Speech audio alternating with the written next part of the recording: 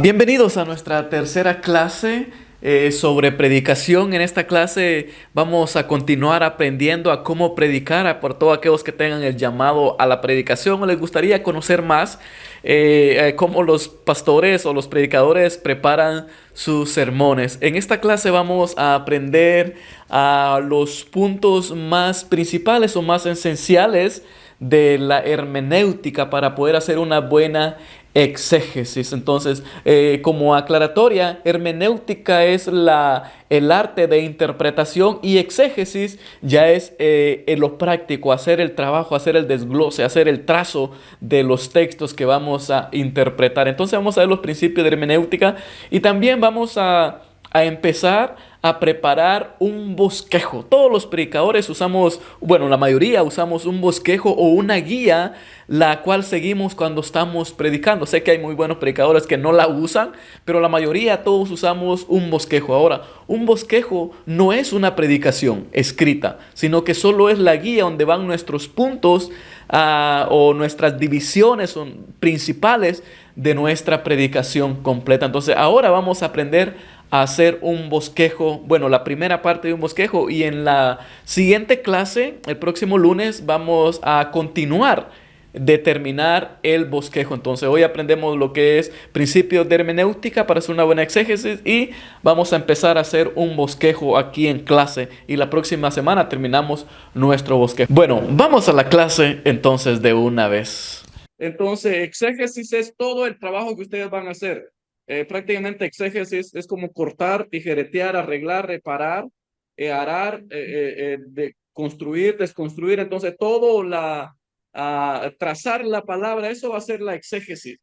Y la hermenéutica es el campo. Entonces, vamos a ver qué es la hermenéutica. Entonces, exégesis es lo práctico, las manos en la obra, y la hermenéutica es esto. Entonces, la hermenéutica es la disciplina que estudia los principios, métodos y reglas para interpretar el texto, especialmente los textos antiguos, filosóficos y religiosos. Entonces, eh, eh, la clase, primera clase, aprendimos que homilética era el arte de la predicación o el arte de predicar un sermón. Eso era la homilética. Entonces, la homilética tiene su campo aparte. La hermenéutica tiene su campo aparte. Entonces, no es igual la hermenéutica con la homilética. Entonces, homilética es el arte de predicar un buen sermón. Hermenéutica es el arte o es la disciplina o el campo de la interpretación. Y la exégesis ya es la hermenéutica, manos a la obra, trabajando, trazando el texto. Entonces, esa es la diferencia. Entonces, cada una tiene su propio departamento de investigación y de estudio. Entonces, y si tuviéramos en un seminario o un instituto bíblico de clases extendidas, la hermenéutica la viéramos en un año y medio, digamos, hermenéutica 1, hermenéutica 2, hermenéutica 3. Si fuéramos también estudiando la homilética, viéramos homilética 1, 2 y 3 y hasta 4, porque cada sermón fuera una clase.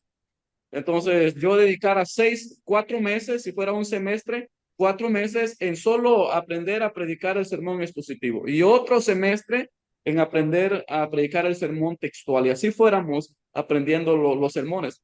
Y lo que decía el hermano Odilon al principio, que habla a Pablo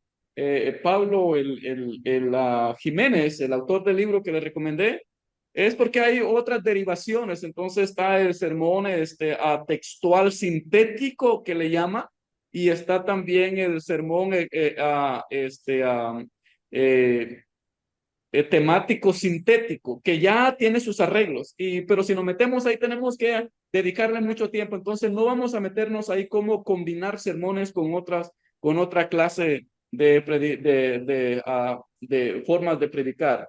Entonces, la hermenéutica es la disciplina que estudia los principios, métodos, reglas para interpretar textos, ya sea religiosos, filosóficos o a cualquier texto antiguo o también moderno. La hermenéutica es el arte entonces de la ciencia de la interpretación. Si hiciéramos un examen y yo les pregunto, ¿qué es la hermenéutica? La respuesta es el arte y la ciencia de la interpretación. Ahorita hay hermenéuticas o hermenéuticos modernos que se dedican a interpretar textos. De hecho, ahorita en la en la Universidad de Jerusalén, están interpretando los textos o los manuscritos del Qumran o los rollos del Mar Muerto. Están ahí los hermenéuticos haciendo la interpretación de esos textos. Entonces ahí están trabajando en esos textos. Entonces, su propósito es descubrir el significado correcto de un texto. Ese es, descubrir el significado correcto de un texto, tomando en cuenta el contexto histórico, el cultural, el lingüístico y literario en que fue escrito, el género literario. Vamos a ver un poquito sobre los géneros más adelante, lo literario en que fue escrito. Entonces, en otras palabras simples, la hermenéutica ayuda a entender correctamente lo que un autor quiso comunicar y a evitar malas interpretaciones. Entonces, por eso es bien importante la hermenéutica, porque nos va a ayudar a entender correctamente lo que el autor quiso decir, está diciendo y quiere que nosotros digamos, o lo que él quiere que se diga. Entonces, por eso es bien importante nosotros tener por lo menos el conocimiento que ustedes están entendiendo. ¿Se imaginan ustedes si yo les doy un mensaje? Si yo les digo, hermana Angelita, puede decirle esto a su congregación, y la hermana Angelita dice otra cosa que yo no dije para nada. Es posible que me metan problema, que me dejen mal o que no sé qué tanto pueda decir de mí. Tal vez bueno, si es bueno. Entonces, ¿cómo yo me sentiría yo que di el mensaje? ¿Cómo yo me voy a sentir? Me voy a sentir primero defraudado. Me voy a sentir tal vez mal. Tal vez me enoje, tal vez. ¿Qué no yo puedo sentirme? Es lo mismo cuando nosotros leemos el texto y decimos lo que nosotros queremos decir del texto. Es lo mismo. Es lo mismo que yo ponga en el texto lo que yo quiero decir.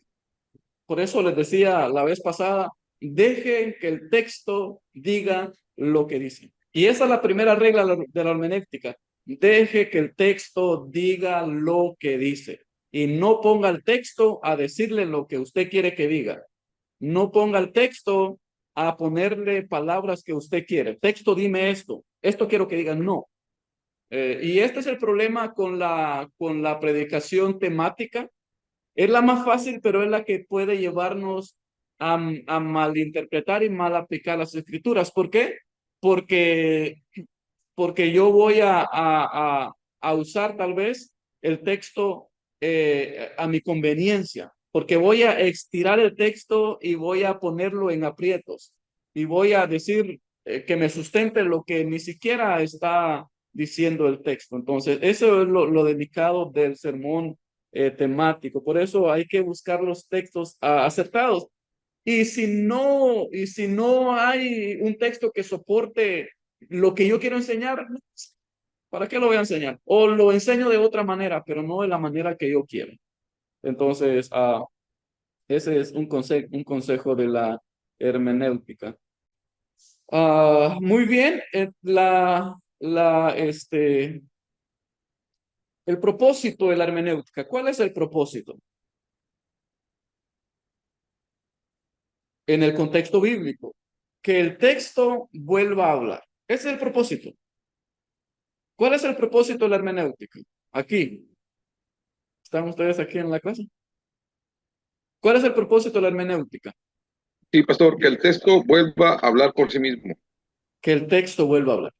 Entonces, hacemos hermenéutica para que el texto vuelva a hablar. En otras palabras, le damos voz al texto nuevamente. A ese texto antiguo que estaba ahí. Y yo quiero que ustedes puedan ver aquí la escena. cuando yo dejo que el texto diga lo que dice, yo abro las cortinas del Antiguo Testamento o del Nuevo Testamento y me meto a la escena. ¿Qué es lo que pasó ahí? Y voy a escuchar la voz. Dejo que el autor me diga lo que él quiso decir. ¿Qué es lo que dijo Jesús? En el caso de la mujer descubierta en adulterio, ¿qué estuvo rayando ahí Jesús en la tierra? ¿Sí? ¿Cómo se sintió esa mujer ahí? Y yo entro a la escena y dejo que la escena hable. Entonces le damos voz al texto. Por eso es bien importante dejar que el texto diga lo que dice y hacerle una buena hermenéutica. Entonces le volvemos a dar vida al texto y el texto vuelve a hablar. Y el autor vuelve a cobrar vida. Amós vuelve a cobrar vida. Jonás vuelve a cobrar vida y habla en estos tiempos. Encontrar el mensaje del texto. El otro propósito de la hermenéutica es encontrar el propósito del texto. La hermenéutica me lleva a mí a encontrar el mensaje, perdón, el mensaje del texto. Voy y encuentro el mensaje. ¿Cuál es el mensaje? ¿Qué es lo que el escritor quiso decir? Entonces la hermenéutica me lleva a mí a encontrar ese mensaje de ese texto. ¿Qué es lo que el escritor quiso decir? ¿Qué quiere decir? ¿Y qué quiere que digamos? Entonces vamos a encontrar el mensaje. Y si nosotros queremos predicar, lo que vamos a predicar es un mensaje que encontramos en un texto, un mensaje que la Biblia nos da. También el propósito de la hermenéutica bíblica es descubrir el propósito de tal mensaje. El texto ya me habló, ya encontré el mensaje del texto porque escuché su voz.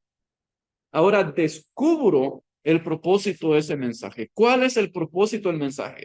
Ya sé cuál es el mensaje. Ahora, ¿cuál es el propósito de ese mensaje? Nada se dice sin ninguna razón. Todo lo que se dice lleva a un propósito. Entonces descubrimos el propósito de tal mensaje. ¿Qué quería el escritor que se hiciera?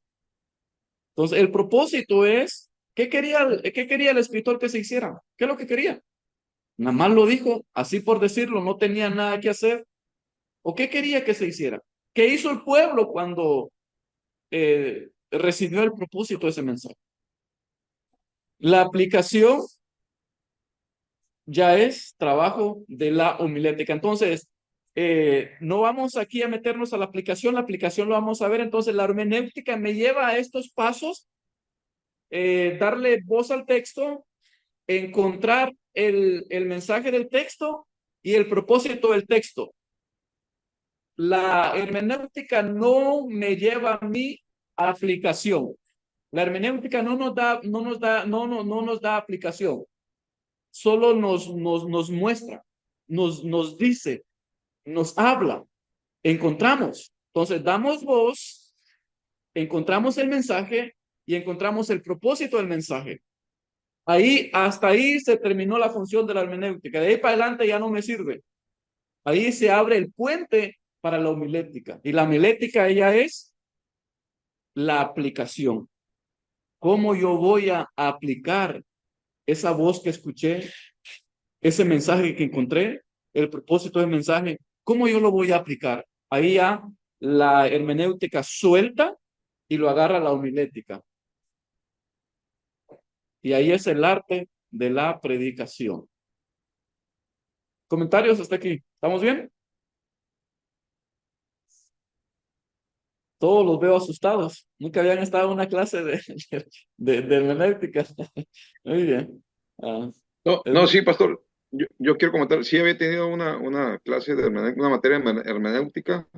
Inclusive la hermenéutica también se interpreta para otros textos, como por ejemplo para los textos de derecho, modernos. ¿verdad? De arquitectura, etcétera, etcétera. Se aplica universalmente. Pero qué mejor que aplicarla para lo que dice la palabra de Dios, ¿verdad? Amén. Sí. Sí, claro que sí, gracias. Muy bien. Vamos a continuar entonces porque tenemos mucho. Les digo, esta clase debe enseñarse en unos 3 semestres. Entonces, la aplicación ya es trabajo de la homilética. Ya se lava las manos la hermenéutica y se lo pasa a la homilética. Ok, ahora, ¿cómo hacer una buena hermenéutica? ¿Cómo hacer una buena hermenéutica? ¿Cómo lo hacemos? Primero, leer cuidadosamente sin prisa. Entonces, cuando yo voy al texto, primero leo cuidadosamente sin prisa, lo que también se le puede llamar meditación, medito, ¿sí? Proceso. Leo también observando, con observación. Entonces leo observando qué pasa ahí. Entonces leer, hacer hermenéutica no es ir a leer para leer la escritura, sino es ya con observación o observando todo el panorama de ahí. También haciendo preguntas. Yo leer hermenéuticamente es haciéndole preguntas al texto, preguntándole. Buscar el tema. Entonces, en la hermenéutica, entonces leemos así ahora buscar el tema central de todo el pasaje bíblico. Vamos a buscar el pasaje central de el pasaje bíblico. Entonces, ahora, ¿cómo yo encuentro el tema central del pasaje bíblico? Primero, pregunto, ¿de qué se trata el asunto?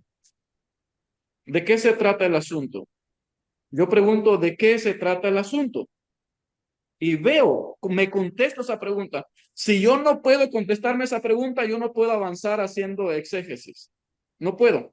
Tengo que yo primero encontrar, después yo ya me brinco a la predicación. Entonces, ¿de qué se trata el asunto? Otra pregunta bien importante es, ¿de qué está hablando? ¿Qué está hablando aquí? ¿De qué se trata el asunto? ¿Qué están hablando? ¿Qué están diciendo? Aquí sí tenemos que ser cristianos chismosos, usar el chisme cristiano. No sé si ustedes han escuchado el chisme cristiano. Bueno, aquí meternos ahí, parar las orejas y de qué están hablando, qué están diciendo. Entonces, de qué está hablando el texto?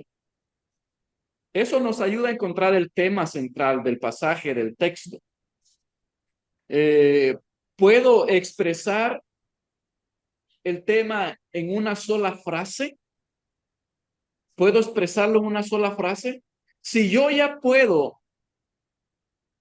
agarrar los 10 versículos y resumir los 10 versículos en una sola oración, en una sola frase, yo ya encontré el tema. Esa va a ser la clave. Pero si yo a esos 10 versículos me trato explicando los 10 minutos, 5 minutos, un minuto, todavía no he encontrado el tema. Todavía estoy ahí entre no tan seguro. Entonces, cuando yo ya me entere que encontré el tema es cuando en 3 frases, en 5 palabras, en 6 palabras, esto es. Esto quiere decir, de esto se trata, esto están hablando, este es el tema central. Entonces, esas son las preguntas claves que nos van a ayudar. De hecho, la hermenéutica se trata de preguntar, de hacer preguntas como niños, preguntar y preguntar, ¿para qué sirve esto? ¿Para qué es esto? Entonces, esas 3 preguntas les van a ayudar a ustedes a encontrar el tema principal, el tema central del pasaje bíblico.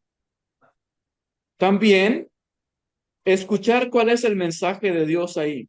Esto que nos va a ayudar a encontrar el propósito. Escuchar cuál es el mensaje de Dios ahí en ese texto. ¿Cuál es el mensaje de Dios ahí? Entonces, primero encuentro el tema, ya sé de qué hablan, ahora escucho cuál es el mensaje de Dios ahí en ese texto. ¿Qué es lo que quiere decir Dios ahí? Y eso es darle voz a la palabra de Dios.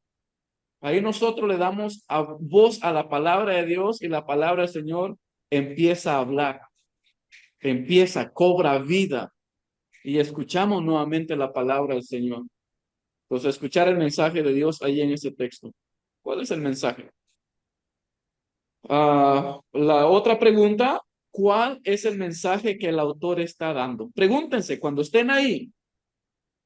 Para encontrar el mensaje, pregúntense, ¿cuál es el mensaje que el autor está dando? ¿Qué quiso decir el profeta Ezequiel cuando dijo esto? ¿Qué está tratando de decir? ¿Qué dice? ¿Cuál es el mensaje que el autor está dando, está diciendo o quiere que nosotros digamos también? ¿Puedo expresarlo en una frase? Esta va a ser clave. ¿Puedo expresarlo en una frase? Si yo agarro el libro completo o los tres versículos o el versículo y puedo decir, este es el mensaje. En 4 palabras, 5 palabras, en una oración, esto es, yo ya encontré el mensaje del Señor. Pero si todavía me tardo explicándolo en 5 minutos, todavía no puedo. Pero cuando yo tengo, este es el mensaje. Y muchos, yo creo que Pablo Jiménez lo va a decir, que lo importante, digamos, si nosotros logramos sacar el mensaje principal, ya la hicimos, ya la hicimos. De estos 10 versículos, esto quiere decir, ¿por qué? Porque si aún me fuera mal a mí en la predicación, si aún a mí no pudiera predicar, pero sé cuál es el mensaje. Les dejo el mensaje en 10 palabras y me bajo del púlpito. Esto es lo que el Señor quiere decir. Y como es el mensaje, es la palabra del Señor, va a tener efecto. La palabra del Señor no va a regresar vacía, la semilla va a entrar. Yo prediqué mal, yo no pude predicar, pero les di el mensaje. Esto es, y la palabra va a hacer efecto. Tenemos la promesa de que el Señor va a hacer efecto. Por eso es bien importante encontrar el mensaje principal. Está un mensaje principal y de ahí nosotros lo desciframos. ¿Cómo lo vamos a enseñar? Entonces, pero lo más esencial, hermanos, es encontrar el mensaje principal. Vamos al siguiente slide. Preguntas para encontrar ese mensaje. Preguntas para yo encontrar ese mensaje. Primero, ¿quién es el autor? Ahora, tal vez algunos de ustedes se van a quedar confundidos o no entendí mucho o es mucho. Está bien. Yo le estoy dando una introducción a la hermenéutica, pero esta clase no es de hermenéutica, sino de homilética, pero esto nos va a ayudar. Algún día vamos a tener una clase completa de hermenéutica. Por ahora, lo poquito. Entonces, primero, preguntas para encontrar el mensaje. ¿Quién es el autor? No podemos dar un mensaje sin saber quién es el autor. Preguntamos, ¿quién escribió esto? ¿Quién lo dijo? Encontramos el autor. Entonces, nuestro primer paso es, ¿quién es el autor? Después, otra pregunta, ¿quiénes son los recipientes? ¿Quiénes recibieron ese mensaje? ¿Quiénes fueron? ¿Fue una sola persona? ¿Fue un pueblo? ¿Qué clase de pueblo era? Y esto es lo que nos ayuda a entender el contexto. Entonces, no vamos a entrar mucho en contexto aquí porque lleva mucho tiempo. Les dije, eso no son clases muy extensas. Pero esta pregunta nos lleva, digamos, ¿quiénes son los receptores? ¿Es un pueblo? Ahí me lleva a buscar el contexto. ¿Quién es ese pueblo? ¿Qué clase de pueblo es? ¿En qué año vivió ese pueblo? ¿Es una sola persona? ¿Quién era esa persona? ¿Tenía nombre esa persona? ¿Qué hacía esa persona? ¿A qué se dedicaba esa persona? Preguntamos y vamos a buscar ahí el contexto. Otra pregunta, ¿cuál es el lugar? ¿Cuál es el lugar donde se llevó a cabo esa escena? Si imaginamos que es una película, ¿cuál es el lugar? ¿Cuál fue el escenario? ¿Fue un monte? ¿Fue un río? ¿Fue una peña? ¿Fue una barca? ¿Fue en una sinagoga? ¿Fue en un templo? ¿Fue en el camino? ¿Cuál fue la escena que se prestó para que ocurriera ese evento? ¿Cuál fue el lugar? Sí. ¿En dónde fue? Entonces preguntamos cuál fue el lugar, etcétera. Otra pregunta también para encontrar el mensaje central.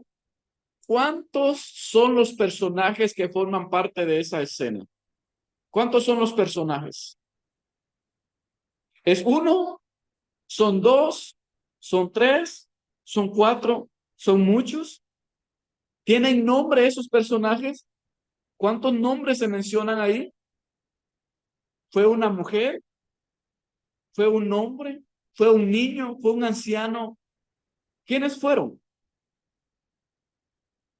¿Cuántos son los personajes que fueron? Y hacemos una lista. Y cuando nosotros, hermanos, yo aquí no estoy entrando a hacer exégesis, pero cuando usted ya agarra la exégesis, pongan atención aquí, cuando usted ya va a hacer su exégesis, tiene su Biblia a un lado o su computadora donde tiene su versión de su Biblia, en un lado tiene un cuaderno, ahí está apuntando otras cosas, a otro lado tiene otro cuaderno, ahí está apuntando otras cosas. Y en otro cuaderno tiene, o en otra página tiene otra lista. Escriba los nombres. Pedro, Juan, Marcos, escribimos aquí, un niño lo hacemos aquí. Tenemos toda la lista, tenemos varias listas. Fue a la orilla de un río, fue en un camino, o fue en una ladera. Escribo, fue en la ladera de un cerro. Dice que había piedras, dice que había esto, que había el otro, y escribimos todo lo que pasó ahí.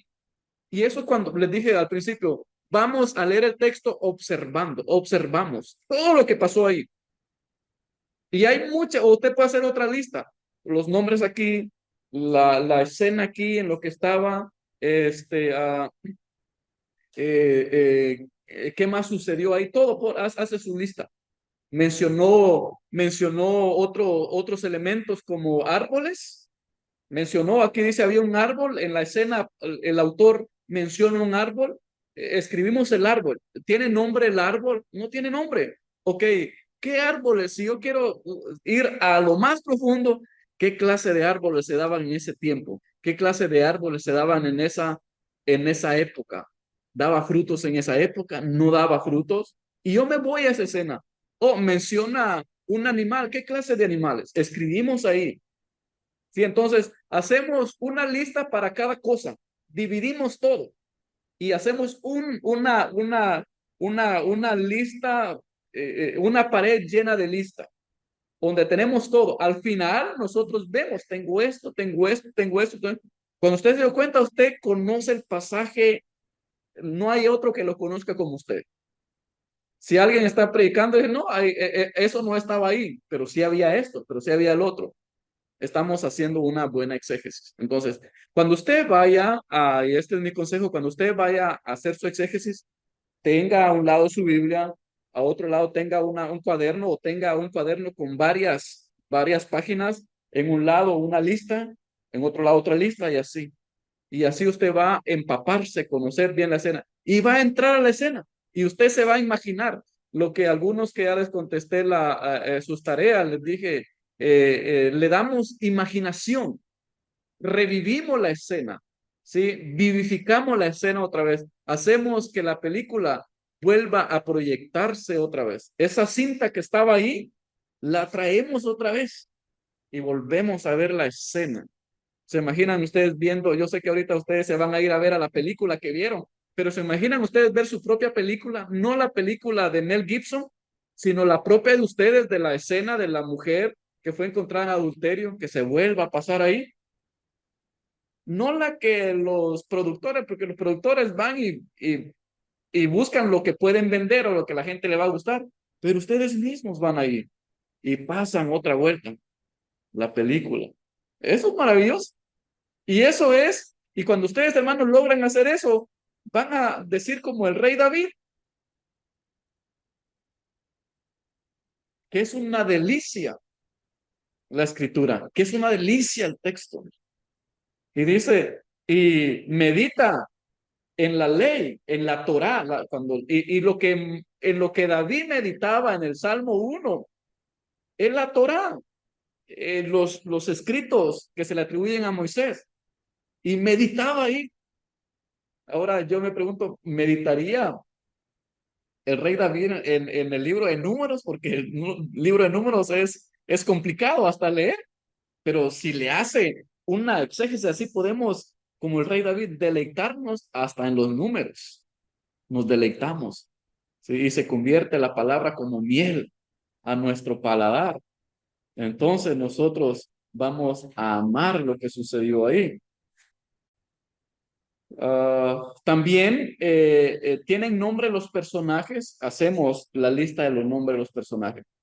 Ahora, después de eso, después de hacer todo eso, esos apuntes, ahora hacemos otros apuntes más. Y ahí vamos ya a lo gramático. ¿A qué fue lo que pasó? Los personajes, la personificación. Ahora en la gramática vamos a lo que es la escritura, el texto escrito con el idioma que se escribió. Ahora, en la gramática vamos a buscar las palabras claves. Esto es bien importante, buscar las palabras claves, porque las palabras claves a nosotros nos van a decir verdades y nos van a decir el mensaje o el propósito. Entonces, ¿cuáles son las palabras claves? Aquí les tengo algunas. Una palabra clave en el texto es entonces. Cuando ustedes vean la palabra entonces, pongan atención a lo que pasó antes o lo que va a pasar después. También la palabra después. Cuando vean eso en la escritura, pongan atención qué pasó antes, porque ahora después de lo que antes del después hay algo y después hay algo que el autor quiere decir. También la palabra pero y después porque, el por qué, por lo tanto, aunque y por eso, igual, asimismo. Todo eso son palabras claves que no están. Vamos a poner aquí, aquí sí mismo, pero ya sabemos que así mismo, igual.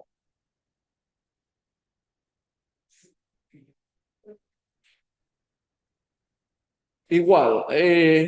También entonces esas son las palabras claves. Vayan buscándolas. Después de que ya sacaron todo lo que les dije anteriormente, busquen las palabras claves y pónganlas aparte. Y de ahí buscan dónde están cuando van leyendo, cuando están haciendo exégesis. Después, podemos también buscar los lenguajes figurados. Los lenguajes figurados. ¿Cuáles son los lenguajes figurados? La forma en que se dio el mensaje. Entonces, el autor tenía un mensaje, pero el autor va a usar una forma para decirlo. ¿Sí? Dios le dio un mensaje al autor. El autor recibe ese mensaje. Ahora, ¿cómo yo lo voy a decir? ¿Cómo el autor lo dijo? Y si ¿qué fue la manera que usó el autor para dar su mensaje?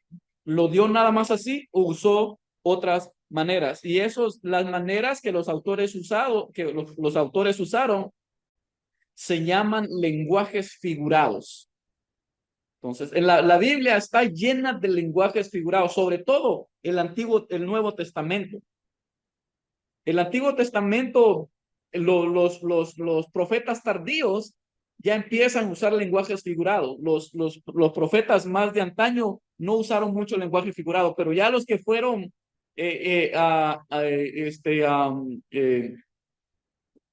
no afectados, una palabra mejor que afectados, ya que fueron como influenciados por la cultura griega, que los griegos eran los expertos para, para los lenguajes figurados.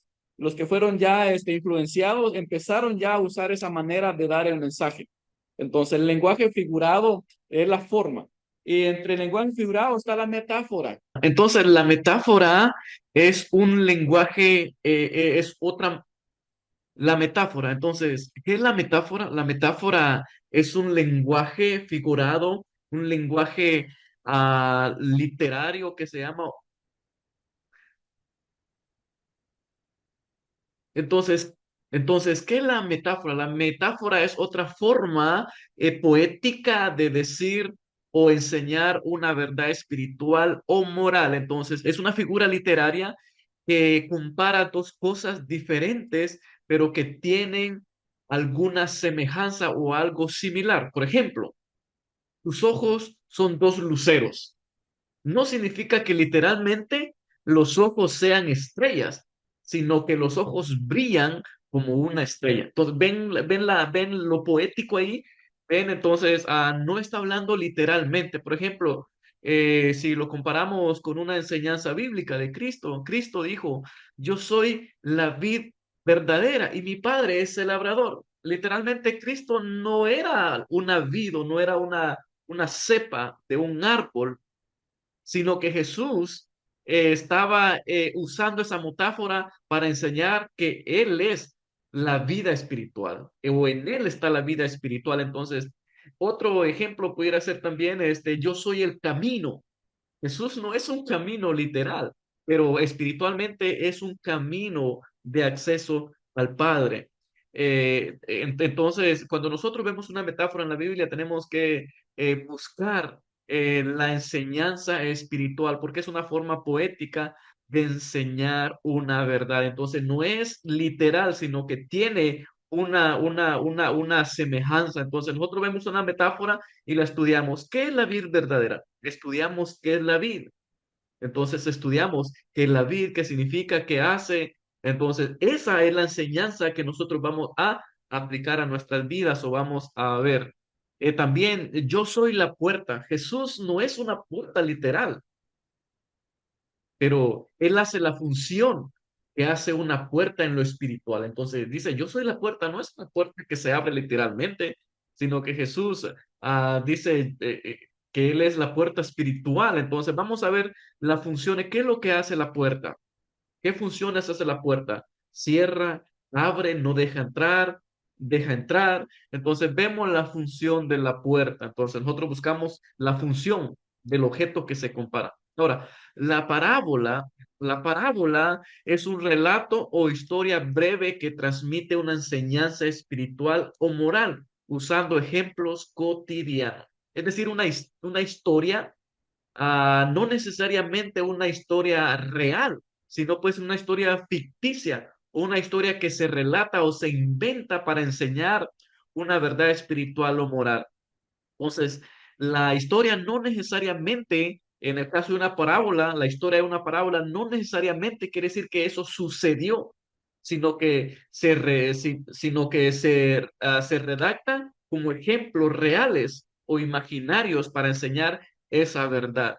Muchos que van a Jerusalén cuentan la historia de que hay un guía allá en Jerusalén y dice, aquí, dice, aquí es donde estuvo el buen samaritano. Dice, vamos al buen samaritano y le venden cosas del buen samaritano. Dice, aquí estaba, aquí fue, aquí el buen samaritano estuvo.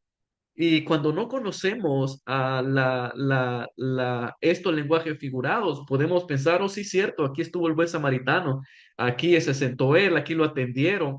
Pero el buen samaritano no es una realidad que pasó, es una parábola, la parábola del buen samaritano. Entonces, no pasó, no es algo real que pasó, pero tiene una enseñanza. Entonces, y esto, algunas pasaron, pero usualmente no eran historias reales, eran historias que se editaban para compartir una enseñanza a través de la historia, porque la gente aprende más por medio de historia o por relatos. Entonces, esa es la metáfora. Perdón, esa es la parábola. Ejemplo, la parábola del hijo pródigo. Esto es un ejemplo bien real. La palabra del hijo pródigo. La parábola del hijo pródigo no sucedió literalmente, no fue una historia real. Jesús la cuenta para dar una enseñanza a través de esa historia. Y Jesús enseña en esa parábola sobre el perdón y sobre el amor del Padre con los hijos y sobre el amor de Dios para con nosotros. Entonces, no fue una historia real, sino que fue una historia ficticia para enseñar una verdad. Entonces, podemos decir que la metáfora es una manera poética de decir algo y la parábola es un cuento con un mensaje o enseñanza. La parábola es un cuento o una historia con un mensaje o enseñanza. ¿Sí? Entonces veamos esos lenguajes figurados en la escritura. Y hay muchísimos, pero yo en la clase solo les iba a compartir estos tres. Y vamos a ver ahorita la hipérbole. La hipérbole también es muy interesante. Hay muchísimas más interesantes, pero la hipérbole. La hipérbole es una exageración intencional que usaban los autores para dar más fuerza a un mensaje o enseñanza verdaderamente real. No, cuando vemos una hipérbole, no se entiende de manera literal, sino como un recurso para resaltar una verdad bien verdad. Digamos que es verdad 100%. Por ejemplo, ejemplos de nuestra vida diaria. Una hipérbole es cuando decimos, tengo tanta sed que me tomo un río completo de agua. Yo no me voy a tomar el río completo de agua, pero estoy diciendo que tengo tanta sed que voy a tomar bastante agua, que tengo muchísima sed. También estoy muerto de sueño. No es que esté muerto, pero decir que tengo un sueño que me domina, que casi me hace dormirme caminando, entonces estoy muerto de sueño. Es una hipérbole, no literalmente que estoy muerto, sino que tengo mucho sueño. En las escrituras encontramos también, por ejemplo, Mateo 5:29 dice, si tu ojo derecho te es ocasión de caer, sácalo y échalo de ti. Esto no literalmente, no vamos a decir, el Señor quiere que me quite el ojo y me lo quito, no.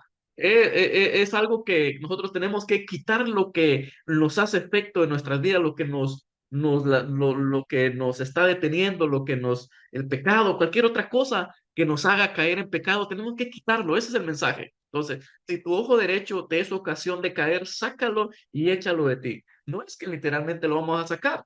Jesús pide literalmente Jesús no pide literalmente que nos arranquemos el ojo, sino que exagera para enfatizar la importancia de evitar el pecado.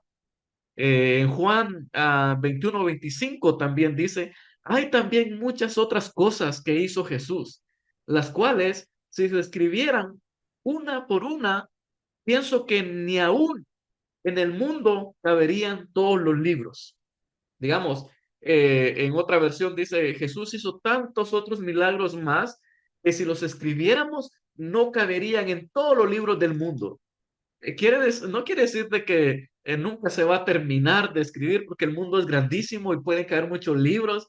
Entonces, no es eso de que no pueden caber todos en un libro. La idea es del actor está diciendo, hubieron muchas más, pero solo vamos a poner esta. Si quisiéramos poner más, hay muchísimas muchísimos más milagros, más eventos que hizo Cristo, pero solo vamos a poner esto. ¿Está bien? Otro ejemplo también es el Salmo 6:6. Todas las noches inundo de llanto mi lecho y riego mi cama con mis lágrimas.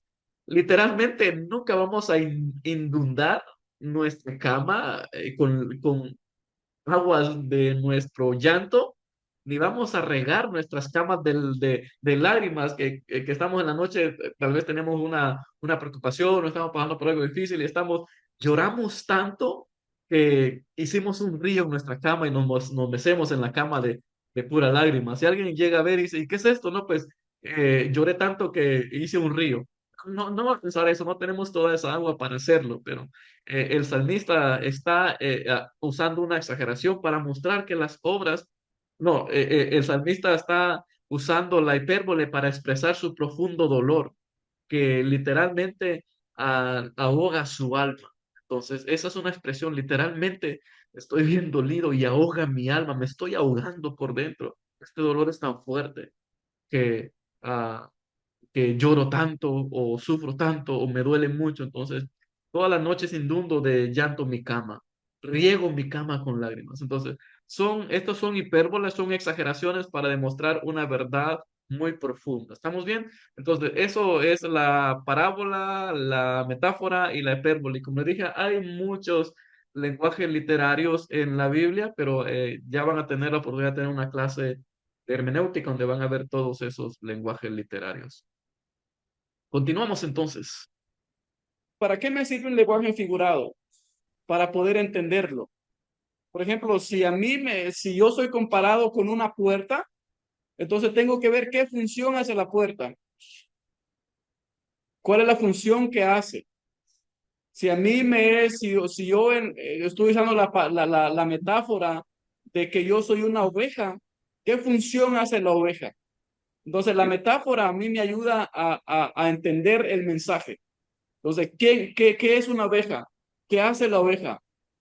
Entonces, vamos a estudiar lo que es la oveja. Entonces, eso es lo que nosotros debemos de poder entender el propósito. Cada lenguaje tiene un propósito. Entonces, en el caso de la metáfora, me compara con algo, yo voy a ver con qué soy comparado.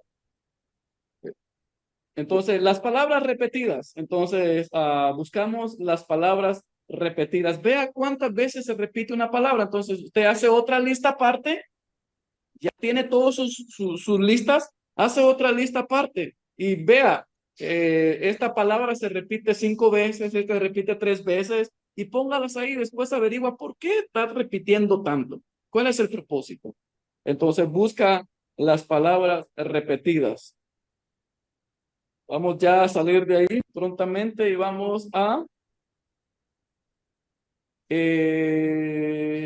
preguntas para encontrar el mensaje. Otra pregunta es, ¿qué manera usó el escritor para dar su mensaje? ¿Qué forma usó? ¿Qué forma usó el autor? ¿Usó una forma? Sí. ¿Lo mandó escrito? ¿Fue a decirlo él?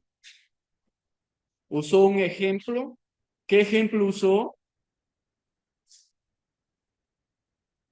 Entonces, vemos qué forma usó para dar ese mensaje el autor. Por ejemplo, ¿han ustedes escuchado la historia del profeta Jeremías? Cuando él da un mensaje usando la ilustración de un jarro de barro. Entonces, él da un ejemplo con un jarro de barro y lo quiebra. Y dice, lo deshace. Y después dale el mensaje. Dice, así son ustedes en las manos del alfarero.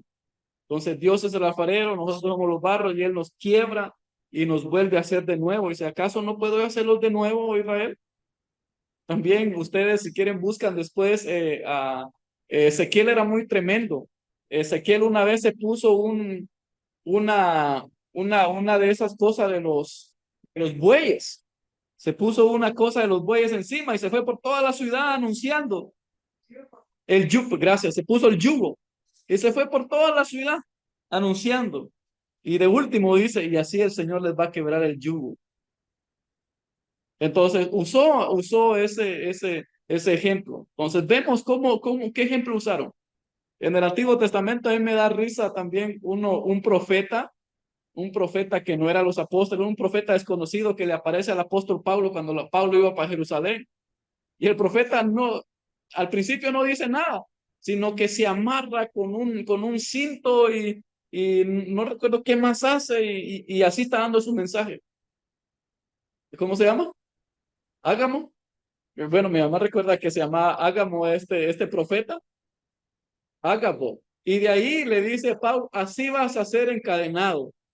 Así dice el Señor que vas a ser encadenado, te van a apresar, te van a llevar a todo. Y le dice todo lo que le va a pasar al apóstol Pablo. Entonces, bien interesante, no dice nada, se amarra y hace todo lo que le va a pasar. Entonces, ¿qué forma usó? Sí, la forma en que se da el mensaje. Y los escritores bíblicos fueron bien tremendos dando su mensaje.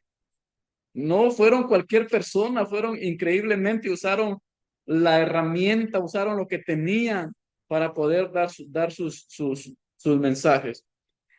Muy bien, entonces ya terminamos el área de pregunta. Vamos a la agrupación de los versículos. Ya tengo toda mi lista, ya saqué todo, ya tengo todo desbaratado, tengo bien trazada la palabra del Señor, tengo una pared llena de listas. Ahora vamos a la agrupación de los versículos, que también es bien importante. Todos los versículos que hablan de lo mismo o están conectados se agrupan. Entonces, en su pasaje bíblico, si son 10 o 15 versículos, usted vea qué versículos se repiten, qué versículos dicen lo mismo o qué versículos están conectados y hace un grupito. Y no importa si el versículo 10 con el versículo 1 hablan de lo mismo, júntelos y póngalos en un grupo y póngale grupo 1, grupo 2. Y si el versículo 5 está conectado con el 8, los junta. Y si el 2, 3 y 9 y 4 están conectados, los junta todos y agrupa todo. Y ya tiene sus grupitos de versículos, ¿sí? Ya cuando tenga sus grupos de versículos, es posible que le quede uno por ahí perdido. Ahora, ¿qué hacemos con ese versículo perdido? Es posible que tenga su propia aplicación, o es posible que ese versículo tenga su propia verdad que está enseñando, o es posible de que ese versículo, los redactores de la Biblia lo dejaron ahí, pero que tenía que ir en el capítulo que sigue. Ah, en la, en una de las cartas de Pablo hay uno que está bien perdido ese versículo, porque sean imitadores de mí así como yo soy de Cristo. Y de ahí habla completamente de otro tema. Y de ahí de otro tema más adelante. Entonces, como que no sé por qué los redactores no lo pusieron en el capítulo anterior, donde iba, sino lo dejaron allá. Y ahora tienen miedo ponerlo allá en el otro capítulo, porque piensan de que van a alterar las escrituras. Y no, la redacción de poner los capítulos y versículos es muy tardío. Estamos hablando del siglo XVII, XVIII, que ya se le pusieron versículos y capítulos. Antes la Biblia, bueno, no estoy dando clase de historia bíblica, pero antes eran cartas normales, así como usted me entrega sus tareas. No había capítulo, no había versículo, no había capítulo, era el libro, una carta completa. Ya nosotros, para facilitar la lectura, un alemán se le ocurrió ponerle versículos, de ahí capítulos, y de ahí al fin el Papa, después de tanto perseguir, aprobó y dijo, ok, vamos a hacerlo, aunque ya los alemanes ya habían publicado a escondidas. Pero bueno, vamos a leer ahí, pero cuando encuentre versículos ahí que diga, y este versículo sé que déjelo por ahí, si lo puede usar después, o lo deja ahí, o le busca su propia aplicación. Pero van a aparecer así versículos que diga, este no me conecta con nada, no le encuentro yo mensaje. Déjelo ahí, el autor lo dejó ahí. También, después de que los agrupa, se les pone nombre. Ya tiene su grupito, se le pone nombre. Ahora, ¿cómo usted encuentra el nombre? Cuando se le pone nombre, usted empieza pregunta de lo que están hablando. ¿Qué están hablando estos tres versículos? Ya vio que se conectan, ya ve que dicen de lo mismo. ¿De qué están hablando? Y ahí vuelva, nuevamente usa el chisme cristiano. Perdón, el chisme cristiano. ¿De qué están hablando estos tres versículos? ¿De qué hablan? ¿Qué tema les tocó a ellos decir? Esto es exégesis. Y usted ya usa toda su imaginación. Imagínense que están los grupitos. A un grupito de versículos le tocó decir algo. Al otro le tocó decir algo. Usted pregunta, ¿a estos qué les tocó decir? ¿Cuál fue el propósito de ellos? Entonces, y ya cuando usted encuentra de qué están hablando estos tres amigos que se reunieron ahí, que usted agrupó, pero es importante, no ponga un artículo donde no vaya porque lo va a confundir. Entonces, usted pregunte, ¿de qué les tocó a ellos decir? Sí, eso, entonces usted encuentra el mensajito que ellos tienen. Después, el mensaje que están dando esos versículos. Usted ya encontró que están hablando, eso que están hablando se convierte en un mensaje. El mensaje que están dando esos versículos. ¿Qué mensaje están dando?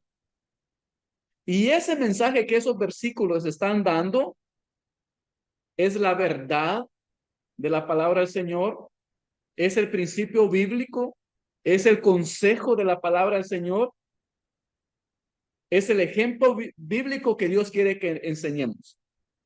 Eso que esos versículos están diciendo se va a convertir en el mensaje que usted va a dar. ¿Sí? Esos grupitos están diciendo algo, ese es un mensaje y es el mensaje que usted va a enseñar.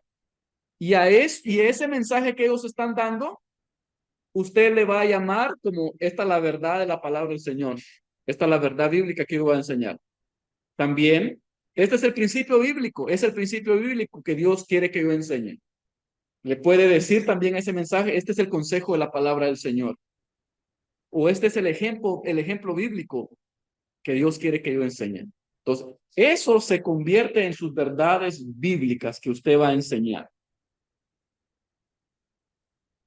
Esas verdades bíblicas o principios o consejos bíblicos, esas van a formar nuestras divisiones principales. Esos van a formar nuestras divisiones principales y subdivisiones, porque son el mensaje de Dios al pueblo que vamos a predicar. Son el mensaje de Dios al pueblo que vamos a predicar. Por eso es bien importante hacer los grupitos. En el caso, si yo voy a predicar de un solo versículo, dividir el versículo, ya sea por secciones, por palabras, pero lo divido, porque esas palabras, esas secciones me van a dar el mensaje que yo tengo que predicar. Entonces, esas van a formar nuestras divisiones principales en nuestro bosquejo de nuestra predicación, y nuestras subdivisiones son el mensaje de Dios al pueblo que nosotros vamos a predicar. Ok, ya tenemos el mensaje. Imaginémonos que ya tenemos el mensaje. A ese mensaje que ya tenemos, vamos a usarlo, vamos a llamarle verdades bíblicas. A nuestro mensaje que ya escuchamos al autor hablar, vamos a llamarles verdades bíblicas, principios bíblicos, consejos bíblicos, ejemplos bíblicos, elementos bíblicos, comparaciones bíblicas, métodos bíblicos. Pero estos son, digamos, si ustedes quieren cinco están aquí. Ese mensaje se convierte en la verdad bíblica que voy a predicar. Ese mensaje se convierte en el principio bíblico que vamos a predicar. Ese mensaje se convierte en la palabra de Dios que vamos a predicar. Ese mensaje se convierte en el ejemplo, en el elemento. Ahora, todo esto va a variar de acuerdo a lo que estemos predicando. Y lo vamos a ver más adelante. Ahora, ya tenemos el mensaje, ya sabemos qué forma vamos a usar. Ahora vamos a entregarlo por secciones.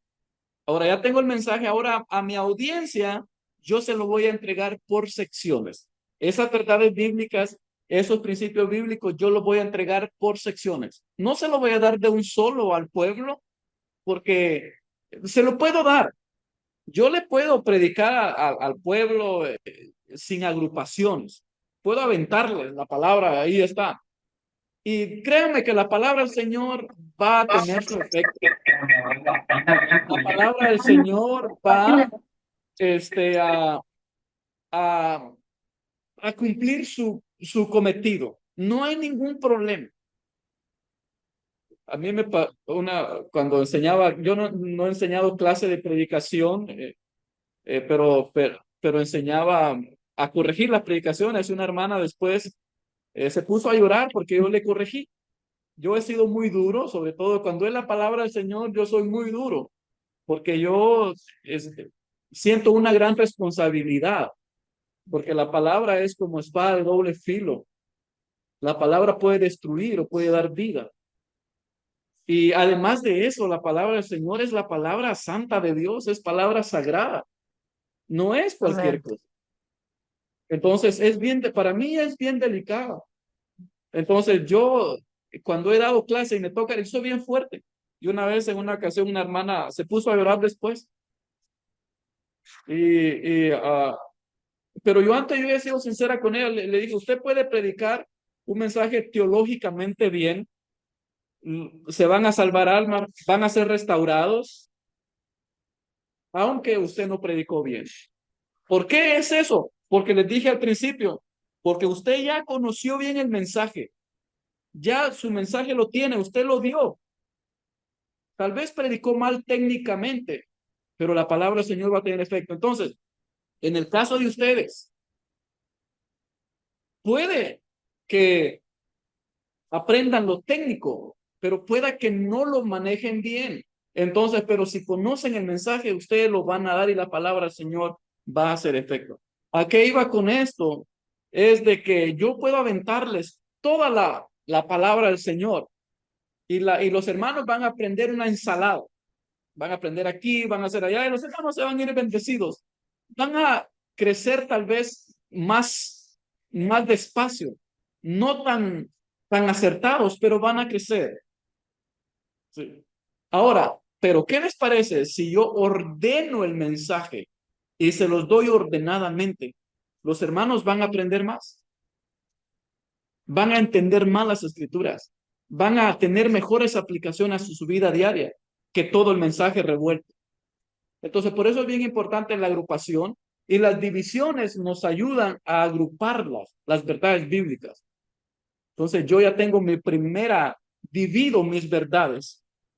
Divido esta verdad, divido la otra verdad y divido la otra verdad, dependiendo cuántas verdades bíblicas yo voy a enseñar o cuántos principios bíblicos. Entonces, la primera verdad, la segunda verdad, la tercera verdad. Hermanos, hoy voy a enseñarles el principio bíblico. El primer principio bíblico es este. O la segunda verdad. Hermano, vamos a aprender la segunda verdad que nos enseña la escritura ahora. Entonces el hermano va a entender esa verdad. Oh, hoy aprendí tres verdades. Se va para su casa pensando, aprendí tres verdades. Se va para su casa, ok, el hermano es algo cabezoncito. Enseñé yo tres verdades o cuatro o cinco verdades. Se aprendió una. Aprendí una verdad. Ya es suficiente. Porque ese es el mensaje, nuestras verdades son el mensaje que el Señor quiso darnos, o el que el autor quiso. Y lo más bonito de esto, que le damos vida al autor. Y si el profeta Amós nos escuchara predicar y lo hacemos así, nos da una palmadita. Muy bien, eso quería decir yo. Eso, eso quería decir yo. Para eso me quebré. Para eso pasé todo esto. Más si viene el profeta, está el profeta Amós, está el profeta, ¿cuál es el otro profeta? El que le toca vivir una escena muy trágica con una prostituta, el, el profeta Oseas. Más si este hombre, el Señor lo tuvo que pasar todo eso, y el predicador que agarra su libro dice cualquier otro chunchero, otro disparate. ¿Se imaginan ustedes todo lo que sufrí para que esté? Pero si el profeta Oseas viene y nos escucha predicar, dice, valió la pena todo lo que el Señor me hizo pasar. Valió la pena esa vergüenza, valió la pena todo esto. Good job. Sí. Muy bien, muy bien.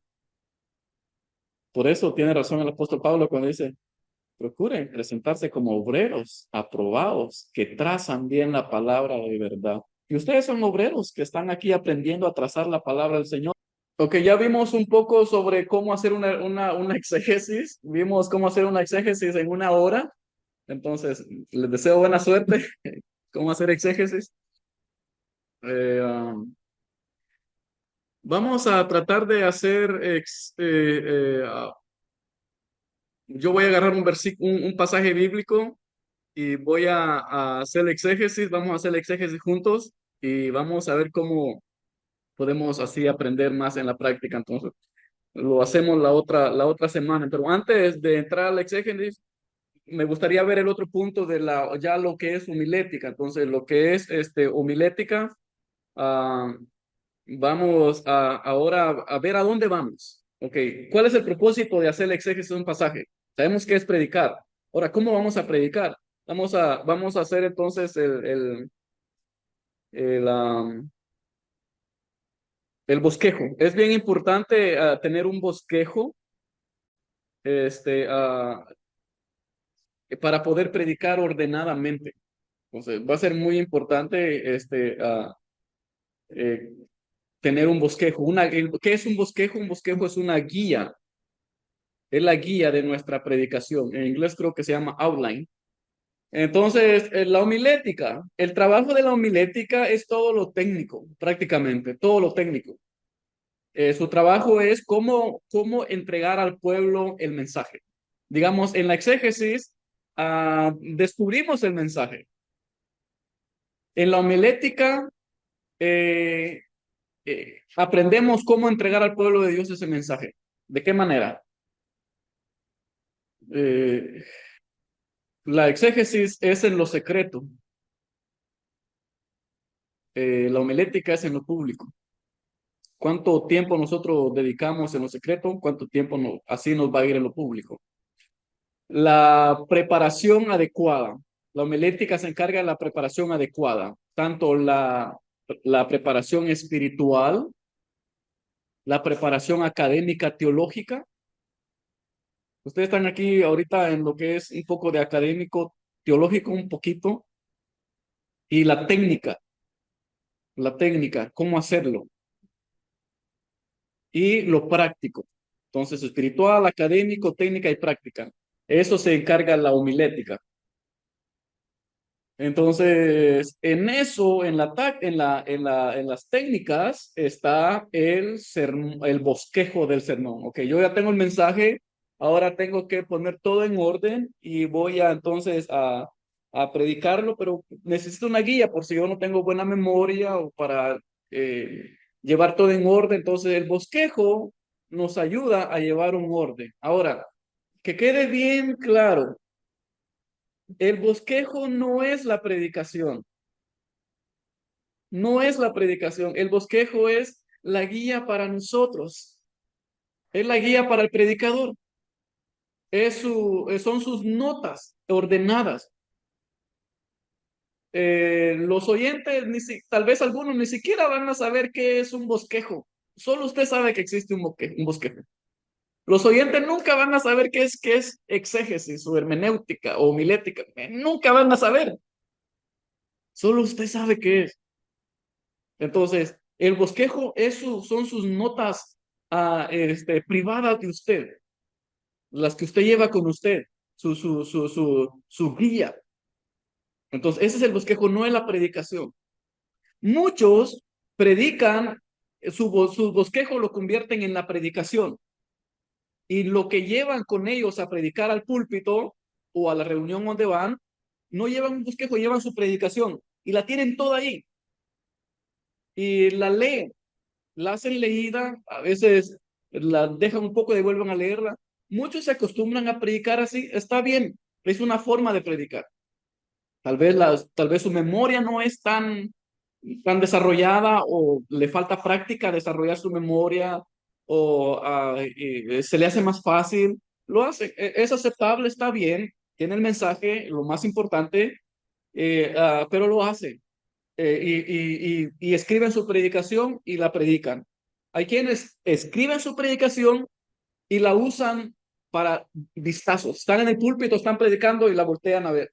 Predican y la voltean a ver. Predican y leen y la voltean a ver. Entonces, si yo soy uno de los predicadores que escribo mi predicación y predico leyéndola, tengo que aprender la técnica también de lectura o que se llama también el speak, la oratoria. Entonces, hay quienes que son buenos para leer, saben leer profesionalmente, y hay otros que lo duermen a uno leyendo. Entonces, un consejo, no me voy a meter en oratoria, pero un consejo para ustedes, que si ustedes predican leyendo, escriben sus mensajes y lo hacen así, siempre nunca pierdan el contacto del público. Leen y voltean a ver. Leen y voltean a ver. Y ustedes van a ver los profesionales en oratoria tienen sus escritos, están leyendo y están viendo y están siempre teniendo contacto, cambiando también la modalidad, ¿sí? El tono de voz, lo estamos cambiando para que la audiencia, tener el control de la audiencia. Entonces, yo tengo el control de la audiencia, no me enfoco solo en la lectura, sino que tengo el control de la audiencia. Entonces, a lo que iba es, el bosquejo es la guía privada del predicador, el sermón o la predicación va a ser otra. Si usted quiere escribirla y la escribe, está bien, no hay problema. Si usted quiere tener solo su bosquejo, está bien, no hay ningún problema. Hay quienes solo apuntan las divisiones principales y con eso nada más. Estas son mis tres verdades, 1, 2, 3, 4 y 5, ya listo. Ya no le ponen nada más. Y está bien, son muy técnicos. Hay quienes ya lo llevan en la mente y ya saben lo que van a enseñar. Entonces, pero los que no tenemos toda esa gracia, esa carisma y estamos ahí porque por pura gracia del Señor. Entonces, un bosquejo es bueno. Entonces, vamos a aprender qué es un bosquejo. ¿Listos? Y vamos a hacerlo. Vamos a hacer el bosquejo aquí. Entonces, va a llevar un título. Va a llevar también la cita bíblica. La cita bíblica.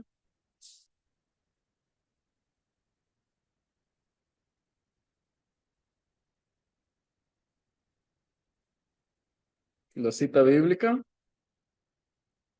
El bosquejo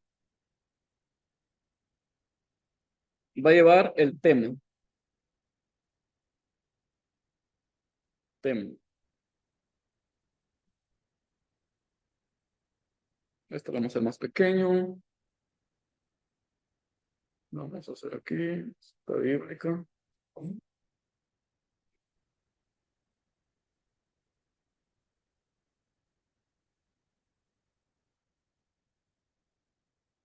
Cita bíblica, vamos a poner Lucas 15,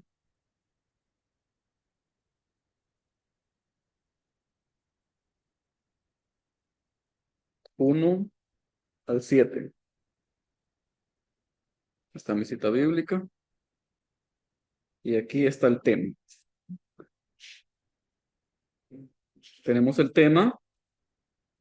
El tema, ahora el título es el gancho. El título es el gancho para cautivar la atención del público. ¿Qué es el título? Es el gancho para cultivar la atención del público. No se debe confundir el tema con el título. El título es una cosa, el tema es otra cosa. El título tiene que estar relacionado con el tema, pero no necesariamente en su totalidad. Entonces, mi título va a estar relacionado con el tema, pero no necesariamente tiene que estar bien pegado. ¿Sí? Tiene que ver un poquito, pero no mucho. El tema es lo que vamos a llegar al tema, pero entonces tiene que estar relacionado, pero no mucho. Pero no en su totalidad. Tiene que ser muy llamativo. El título tiene que ser muy llamativo, porque es el billboard de nuestra predicación. ¿Saben qué es un billboard? Un billboard es el anuncio que usted ve en el freeway, las letras grandotas, pero atrás hay un montón de letritas. Esas letritas no. Es la propaganda, sí, las letras grandes. Su título tiene que ser letras grandes que llame la atención, que cautive a la audiencia, que le hagan voltear a ver usted. Ese es el título. Entonces, no es el tema. El título es lo último que se pone. Cuando usted va a empezar a predicar su predicación, olvídese del título. Tal vez va a tener ahí, ok, ya tengo más o menos mi título. Le pone algo ahí, pero al final usted lo va a rectificar. Entonces, empezamos en el título, pero el título es lo último que se pone. ¿Estamos claros? No se preocupe en el título cuando va a empezar a hacer su predicación y su búsqueda. El tema. El tema,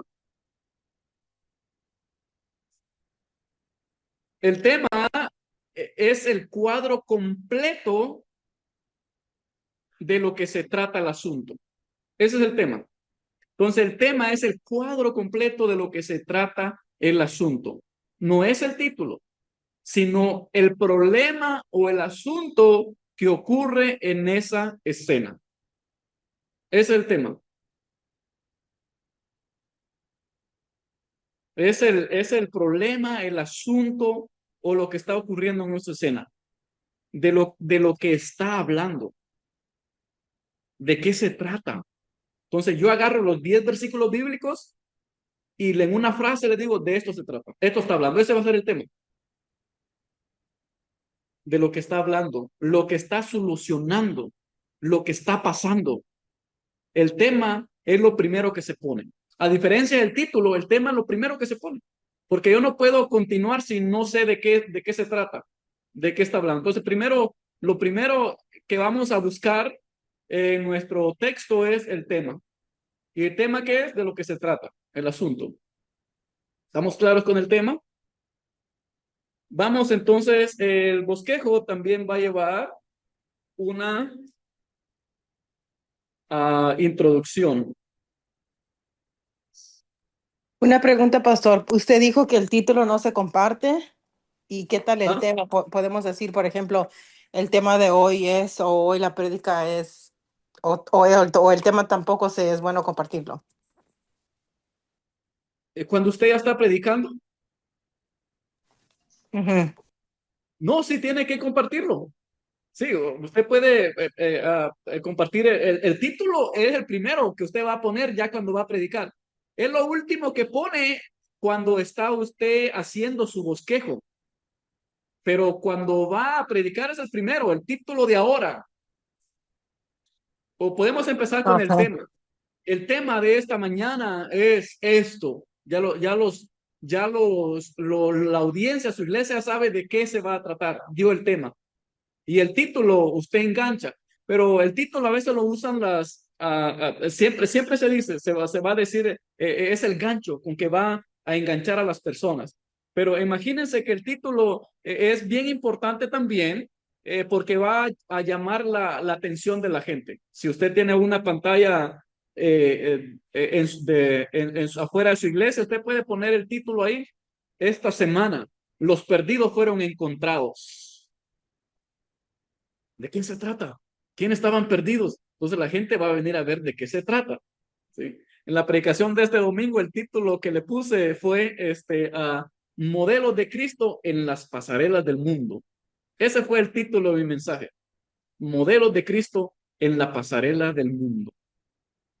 Entonces, el título siempre se dice, el tema también se comparte. Si está predicando una serie, pues ya se sabe que pasó todo el tiempo predicando en la serie y se lleva 3 mensajes.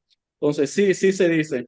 Es privado para usted, digamos, usted lo tiene, pero usted lo va a decir al público, no va a decir, eh, ahorita vamos a ver lo que no es necesario decirlo. Pastor, brevemente, entonces el título debe ser algo así como espectacular, ¿no? Como dice ¿Ah? usted, el título de la predicación debería tener concepto de especular, de espectáculo, pues, de Sí, llamativo, llamativo, sorprendente. Gracias. sorprendente. Ujú. Sí, gracias. Muy bien. El que no pueden tocar es el tema. Ese no se toca. El tema es el tema. Vamos entonces, déjenme escribir otra vez. Ok, tiene introducción. Ahora, la introducción,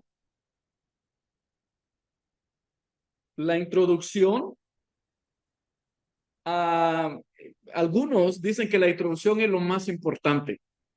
Yo creo que todo es importante dentro de la predicación, pero algunos dicen, no, la predicación, la introducción es lo más importante. Quien dé una buena introducción es el que va a retener la audiencia. ¿Por qué dicen eso?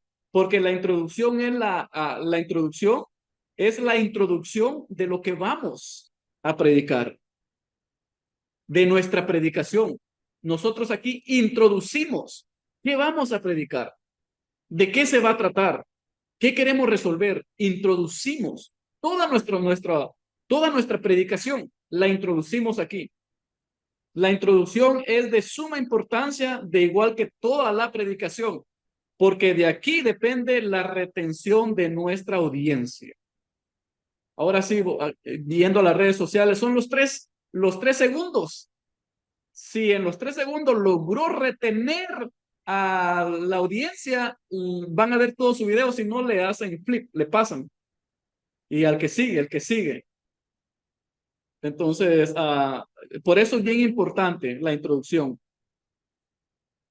Si damos una buena introducción, vamos a retener la atención de nuestra audiencia. Aquí les ofrecemos las buenas noticias de lo que se va a tratar. Las buenas noticias. Una buena introducción lleva 3 componentes, entonces es bien importante. Ahora, una buena introducción va a llevar 3 componentes.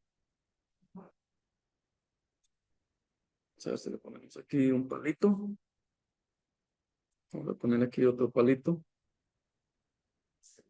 Los palitos, introducción. Entonces, una introducción lleva tres componentes. Vamos a poner aquí, decir, el primer componente es que lleva una oración interrogativa.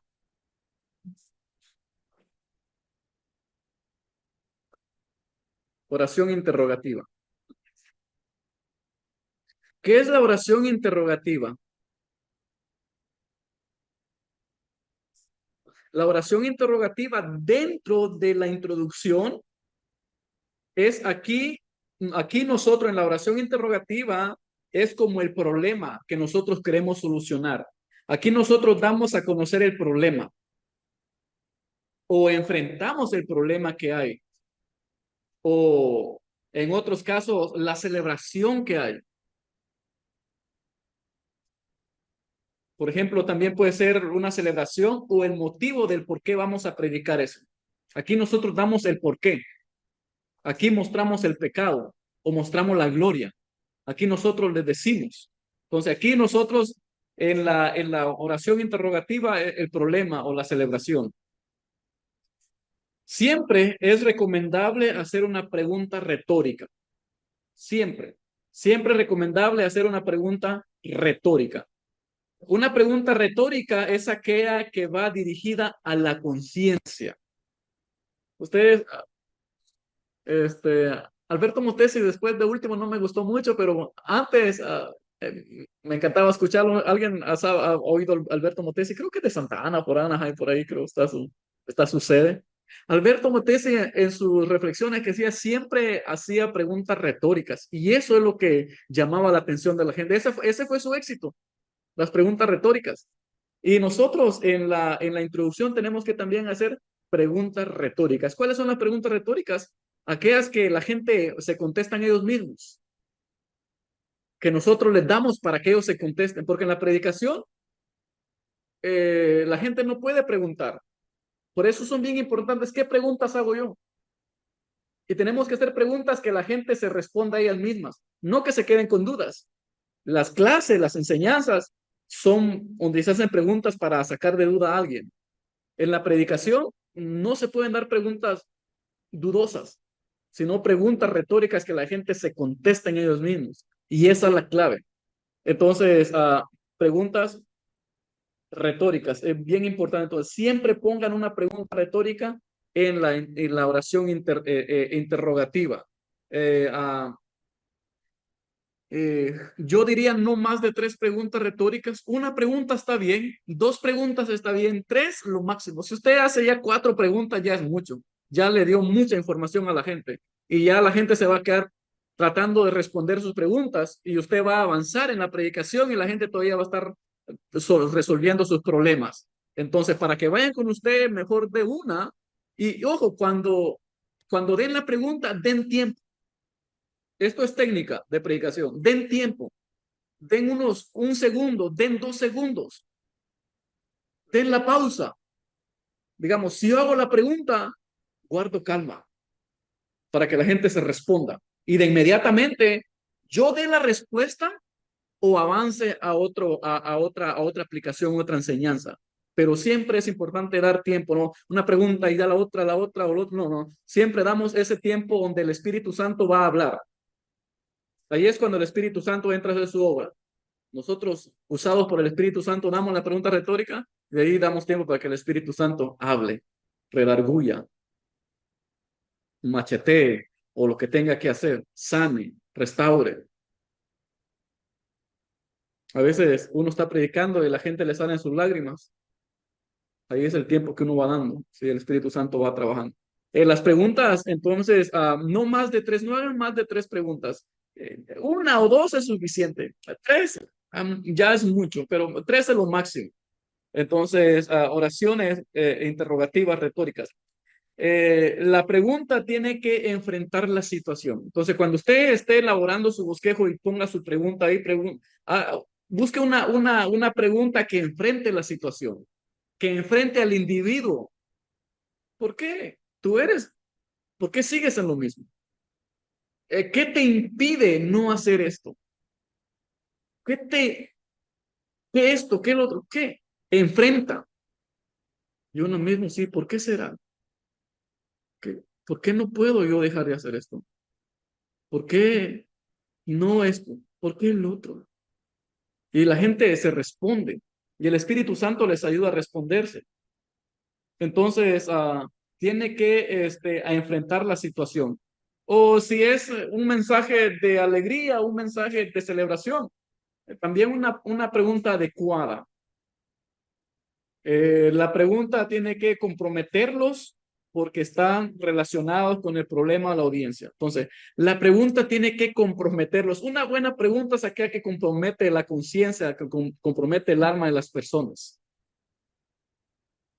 Esa es una buena pregunta. Que esa pregunta los comprometa y ese compromiso los lleve a la acción. Recuerden que la predicación es transformación.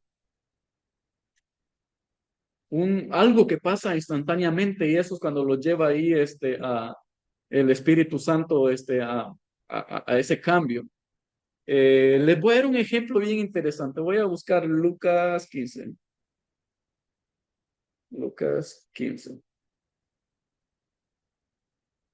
Ok, si quieren ir ahí conmigo a Lucas 15 y tiene su Biblia, si no, quédense ahí conmigo. Yo ahorita les voy a compartir la pantalla de todas maneras. Déjenles, voy a compartir aquí. Mire cómo empieza Cristo.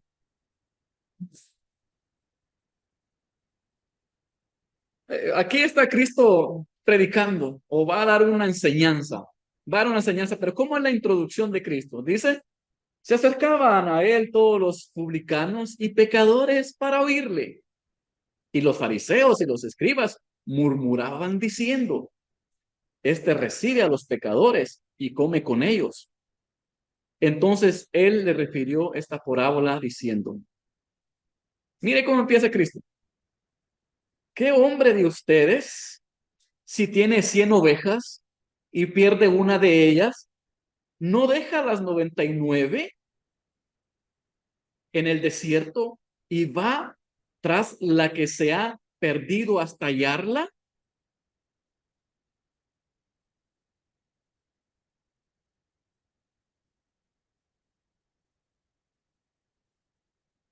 Una pregunta que está alineada al mensaje que va a dar y compromete a la audiencia.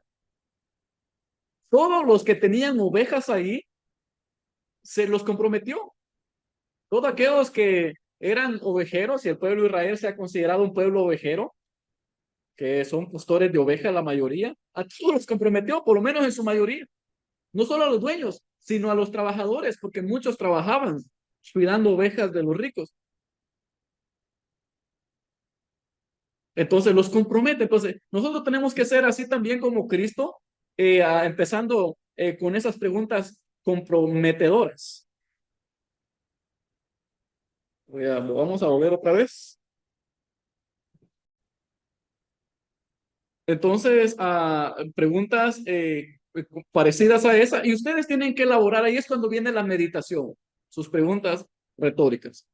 Hay otros ejemplos también, por ejemplo, ¿cómo hacer preguntas retóricas? Una pudiera ser, ¿quiénes de nosotros alguna vez nos hemos alejado de Dios? Es una pregunta que engancha a muchos. ¿Quiénes de nosotros alguna vez nos hemos alejado de Dios? Es una pregunta retórica. También, otra pregunta retórica pudiera ser, ¿a quiénes de nosotros Dios nos ha perdonado muchas veces? Y la audiencia dice, no, a mí el Señor me ha perdonado muchas veces. Y nos compromete. Otra pregunta también pudiera ser, ah, aunque no lo, que aquí en nosotros Dios nos ha perdonado muchas veces, aunque no lo merezcamos. Y nos conflictamos ahí también. ¿Cuántos de nosotros amamos las almas? Pues si estoy yo predicando, todo depende, componemos la pregunta retórica dependiendo el mensaje.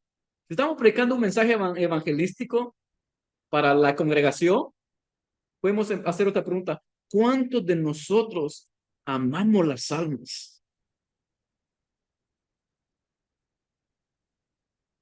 perdidas?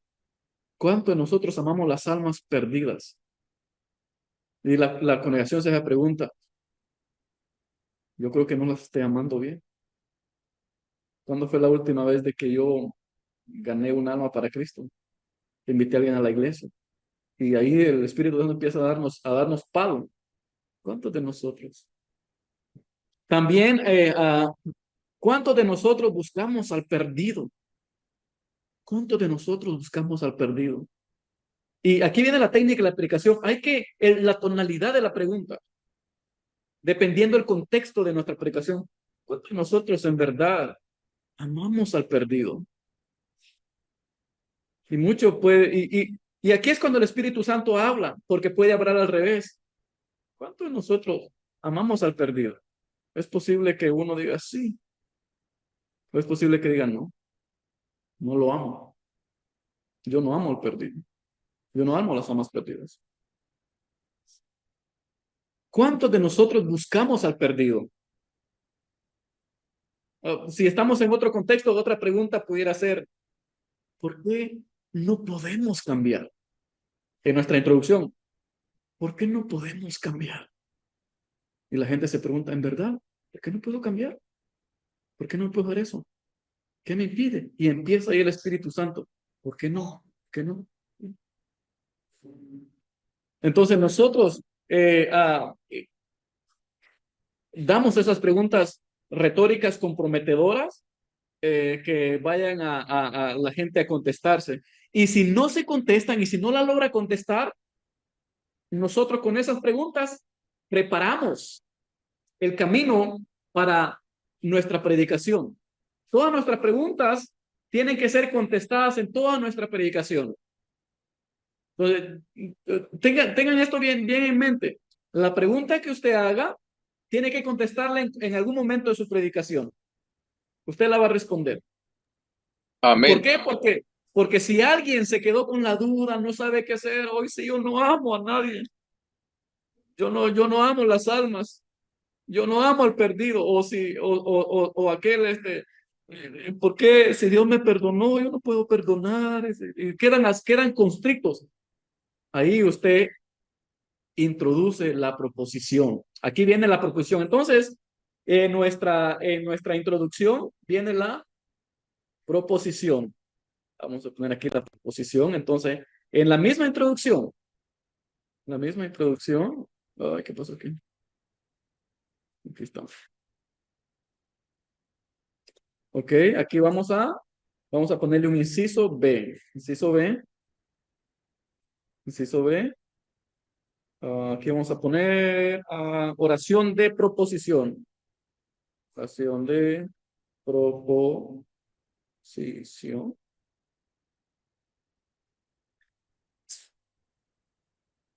Proposición. Oración de proposición. No se fijen mucho en las gramáticas porque...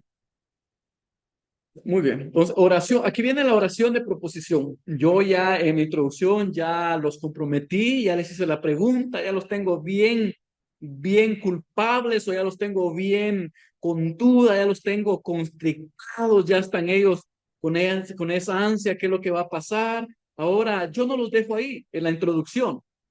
En la introducción yo les hago la oración de proposición. Aquí les propongo. Ya les mostré la enfermedad y la proposición es la medicina. Ahora les doy la medicina para esa cura, para ese cáncer. Entonces la proposición es como la medicina. Aquí nosotros proponemos la solución a ese problema.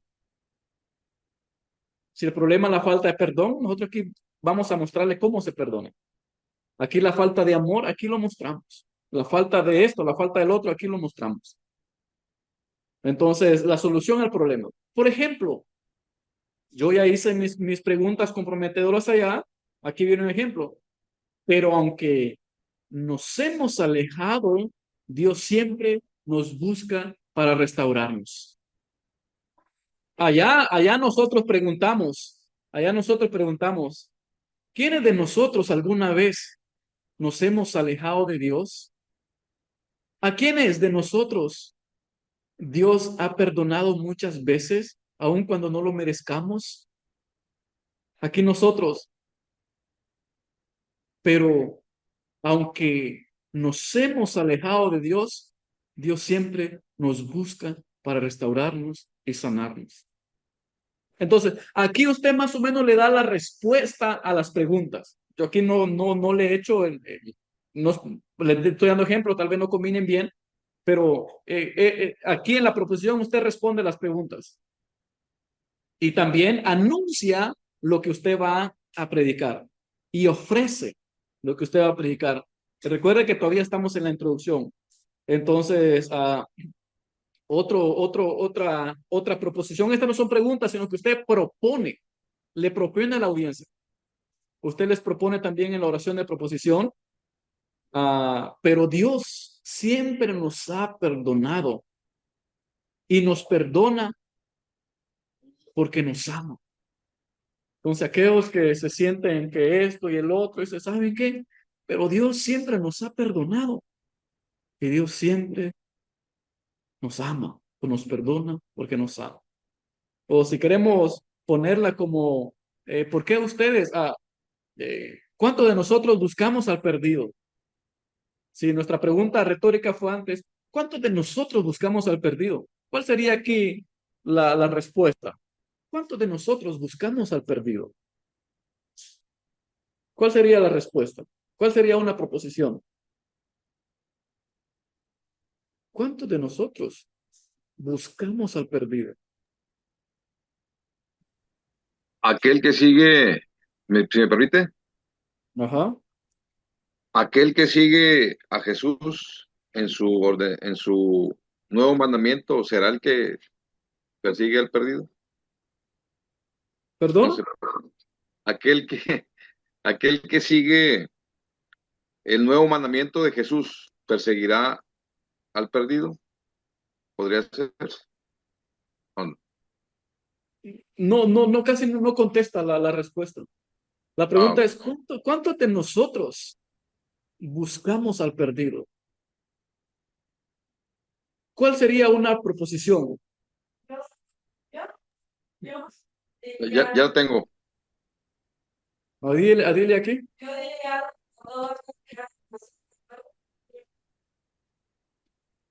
¿Esa sería una respuesta? Ujú. Ahora la tenemos que limpiar. Ok, Adile dio una buena pregunta, la vamos a limpiar. ¿Cuál era, Adile? Vamos a limpiarla, la respuesta. Todo aquel que ha nacido de nuevo tiene que anhelarlo. Buscar al perdido.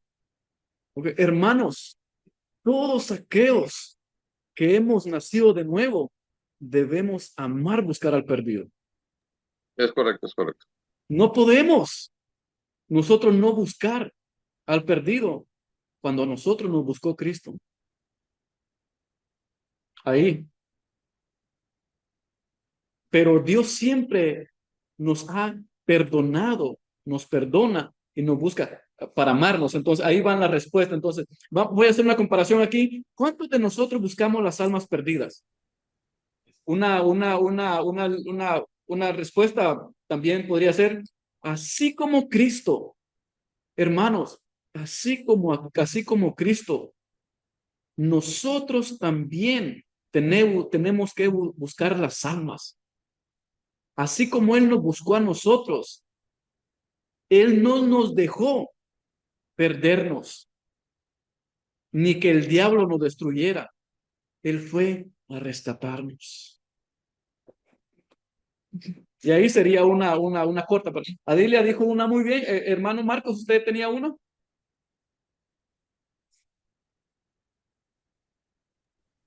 Sí, es parecido a lo que dijo la hermana. No importa. Solo aquellos que han reconocido a Cristo Jesús como Salvador, podemos ir a rescatar al perdido. Es Ujú, similar. muy bien. Tal vez, ya creo que ya está bien. Pudiera limpiarse. Cuando me refiero a limpiarse es Cristo nomás, modificarla, dejarla nítida. en Cristo, ¿va? Todos aquellos que han conocido a Cristo, quitándole Salvador Redentor, ¿verdad? Ujú. Podemos ser capaces de buscar al perdido. ¿Quiere usted buscarlo? ¿Quisiese usted buscarlo? Pero aquellos Ok. que han reconocido a Cristo, ¿cómo era?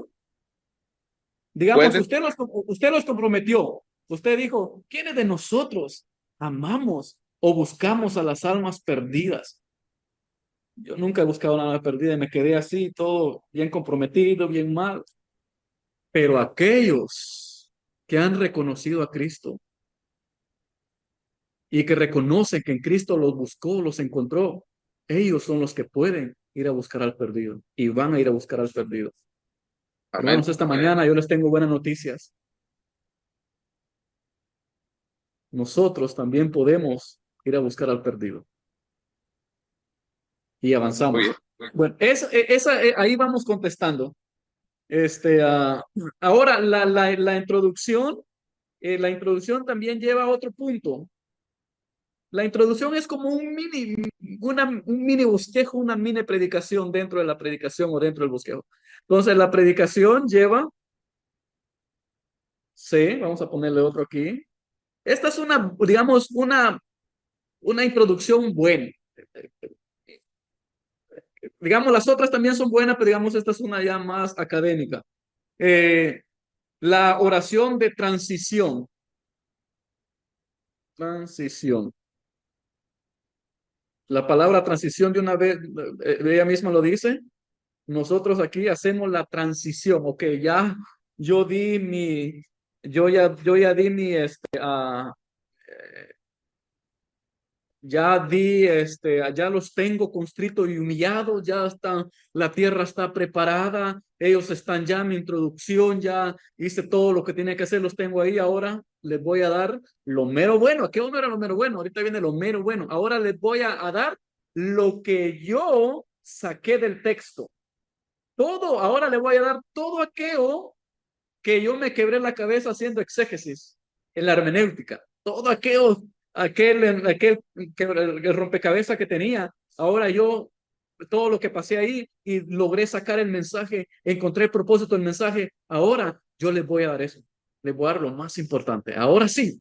Entonces, ya les propuse, ya introduje el mensaje, ya propuse. Ahora yo les voy a dar el, el mensaje. Y para eso, como están constritos enviados, tengo que hacer la transición. No me voy a ir de un solo. Tengo que hacer una transición. Lo saco de la introducción y lo llevo al cuerpo del mensaje. Y eso es la oración de transición o la frase de transición.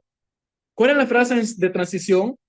La frase de transición es la transición de la introducción al cuerpo del mensaje. ¿Sí? La frase de transición es la transición de la introducción, es la transición de la introducción al cuerpo del mensaje, a nuestras verdades bíblicas que vamos a enseñar, a nuestros principios bíblicos que vamos a predicar, al consejo bíblico que vamos a dar. Lo vamos a hacer la transición al mensaje que el autor de la Biblia queríamos que diéramos. Entonces hacemos la transición. Las frases claves son,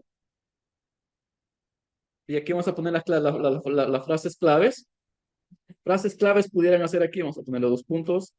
Verdades, verdades, verdades. Otra es a principios. Estos los vamos a usar en la transición. Principios, consejo, consejos y los que ya les mencioné anteriormente. Entonces, aquí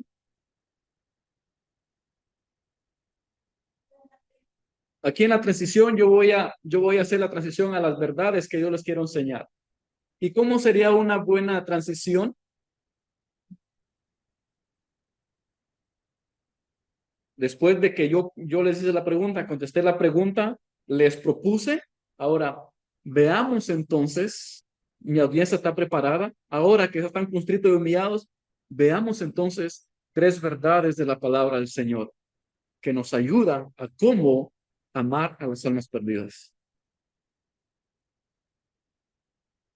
Hermanos, vamos a ver 3 principios bíblicos. ¿Cómo tener amor por las almas perdidas? Hermanos, hoy les tengo 3 consejos de la palabra del Señor para ser como Cristo, para ser como Cristo, que busca al perdido. 3 consejos.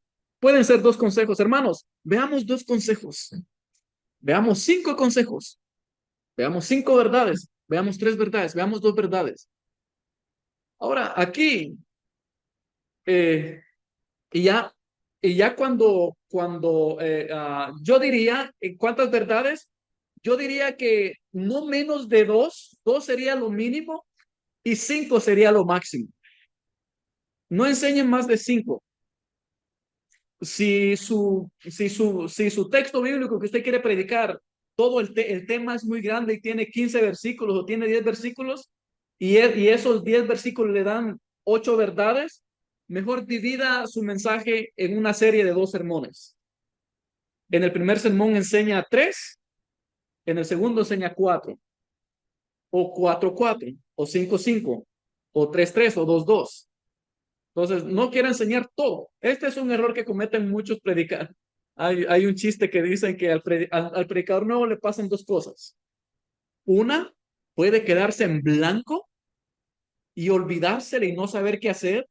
Y a los 5-6 minutos ya se le terminó que predicar. O la otra opción, va a querer predicar toda la Biblia completa. Porque se emocionó, porque vio todo. A mí es que a mí me gustó esto, yo tengo que dárselos. Es que esto es importante, hermano. Toda la Biblia es importante. Toda la Biblia me gusta a mí. Y es el otro error que cometen los nuevos predicadores. Quieren predicar toda la Biblia y le dan todos los 10. No, no, si apenas nos aprendemos 3 cosas, 4 cosas, no vamos a aprender 10 o 12 cosas de un solo. Entonces, no, dividamos los sermones. Si, si se, con que se aprendan 3 es ganancia. Con que se aprendan 2, pero bien, verdades fundamentales en su vida, que los lleve al cambio, que los lleve a la práctica, con eso es ganancia. ¿Qué más? Ya no queremos más, entonces, no sé de cuáles va a pasar ustedes, si el primero o el segundo. Entonces, si es del primero, no se preocupe, va agarrando experiencia. Si es del segundo, no se preocupe, va agarrando experiencia. Ya sabe que después, cuando usted le pregunte a los hermanos, ¿qué tal su la predicación? No sé. Bueno, dijo esto, dijo lo otro, dijo lo otro, dijo lo otro, dijo lo otro. No se sabe qué dijo. Entonces, vamos en el camino aprendiendo. Entonces, yo diría que no prediquen más de 5 como máximo. Entonces, aquí ya tenemos la introducción. Esto lo vamos a hacer pequeños. Hermano pastor, yo tengo una pregunta. Ajá. En la transición, en la C, verdades, principios, consejos, etcétera, etcétera. Ahí también podemos incluir experiencias. Sí, sí, etcétera. Usted puede usar elementos. Ampliar. Ok, gracias, pastor. Usted puede usar lo que yo no quiero que use, y lo vamos a ver en sus predicaciones prácticas. Es como, ha escuchado usted, bueno, ahora les tengo este pensamiento. ¿Pensamiento de quién? La Biblia no es pensamiento de nadie. Bueno, vamos a ver el pensamiento de la palabra del Señor. ¿Han escuchado ustedes el pensamiento? O quiero enseñarles 3 puntos.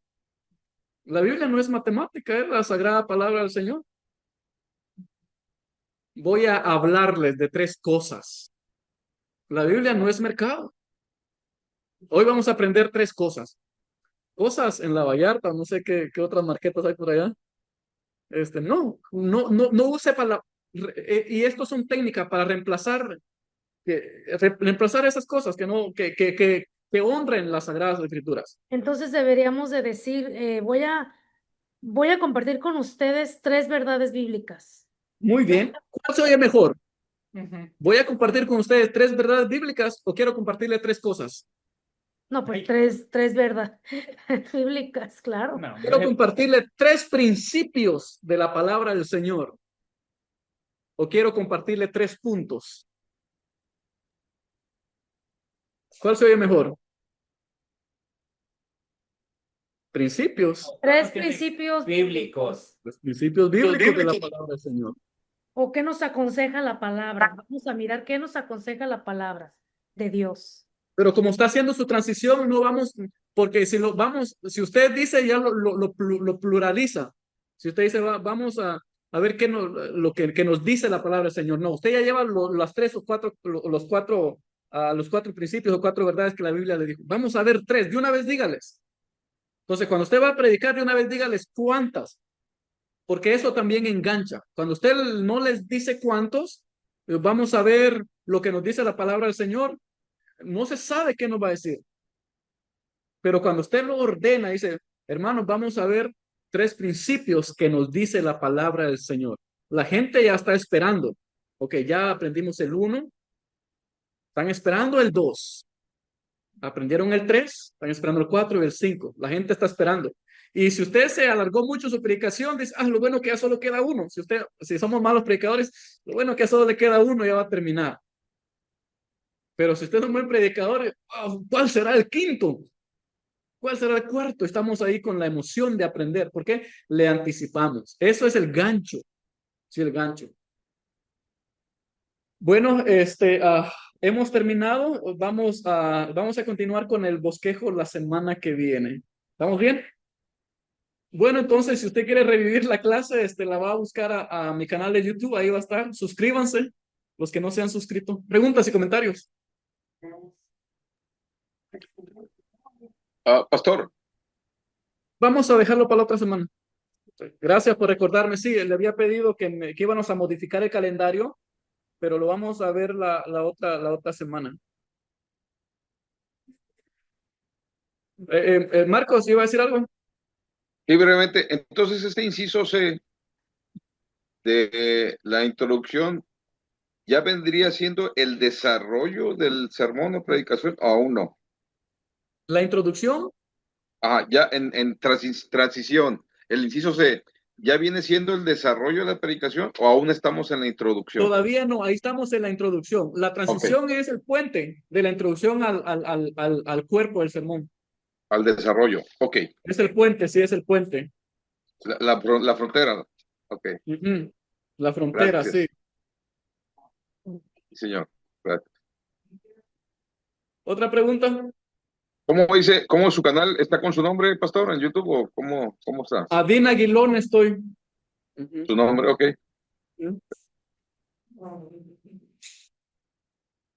Bueno, oramos y quedamos despedidos. Amén. Amén. Bueno, ¿a quién quiere orar? Pastora Lourdes, por favor, despídanos en oración. Amén. Sí. Padre, en este momento, Señor, nos ponemos, Señor, a cuentas contigo, Señor, sabiendo que tú eres, Señor, amado Dios, nuestro Dios. Gracias, Señor, por este clase, este curso, Señor, que nos ayuda, Señor, a entender, Señor, tus preceptos, Señor, tus principios y tus verdades bíblicas. Te damos la honra y la gloria. Ayúdanos, Señor, a poner, Señor, toda esta información, Señor. Bendice, Señor, al pastor profesor que nos está dando las clases, Señor, y que todos podamos, Señor, amado Dios, aprender a predicar, Señor, porque tu palabra es algo muy especial, muy delicado, Señor. Sí, es palabra inspirada, Señor, por ti, escrita por los hombres, pero se merece todo respeto, honra, gloria y honor. Despídenos en amor, en paz y en santidad, Señor, y que nos podamos ver próximamente, Señor. En tus manos ponemos, Señor, la vida de cada uno de mis hermanos, de sus necesidades también, Señor, y sus peticiones. No te olvides, Señor, de cada uno de nuestros hogares, Señor. Te pedimos, Señor, que nos despidas en el nombre de Dios Padre, Hijo y Espíritu Santo. Amén. Amén. Bueno, buenas noches. Dios les bendiga.